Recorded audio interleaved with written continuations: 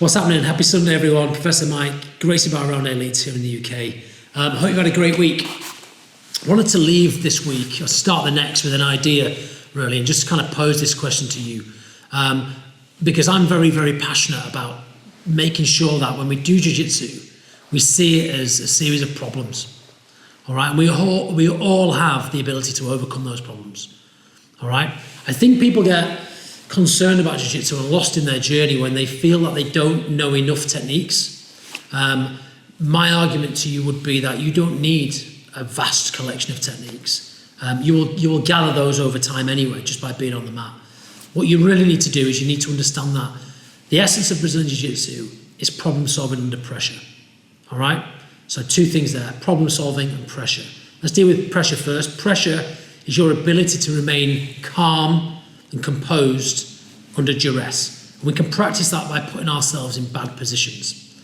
All right? So make sure you put yourself in the mount at the bottom, you have your back taken, all right? And you put yourself in your weakest positions and build a tolerance and a resilience there, which means that when the pressure comes, you're not in panic mode, all right? You're not fleeing from the scene, you're in the moment and you can deal with that situation. So that's the pressure. The problem solving. To deal with problem solving, you need two things. You need experience and you need a system or some underlying principles and concepts in order to deal with any problem in any place. Now, the downside of only learning and collecting techniques is if you find yourself in a position where those techniques aren't used or your opponent moves to a position which you're unfamiliar with, you have nothing to offer. Where if you focus your jiu-jitsu game first and foremost and throughout your journey in trying to understand deeply how we control another human's body, where we need to control our opponent, the most advantageous grips, the grip hierarchy, things like that, no matter where you land, you'll always have at least some idea. Okay? So problem solving under pressure, that is what Brazilian Jiu-Jitsu is, all right? In sparring particularly, and you need to deal with both those bits, the problem solving and the pressure. The best way, in my opinion, to develop a jiu-jitsu game is to have lots of time in experiential learning. So specific training in positions that you're not very confident in and positions that you're strong in as well, but preferencing the ones where you're weaker and having that growth mindset to put yourself in a position and figure out the problems for yourself. All right, if you can set off in your jiu-jitsu journey with that in your mind, that it's down to you to figure out these problems, you'll always do okay. And then your professors, your coaches can add the little bits of technique you're missing, and they're the missing links which will make sure that you progress to where you want to be. All right?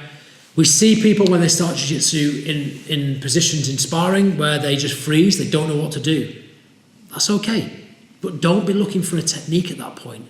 Think about the principles. Inside space, grips, hierarchy of positions, sweep, off balance. Can I get my hips under my opponent to be able to sweep? Things like that.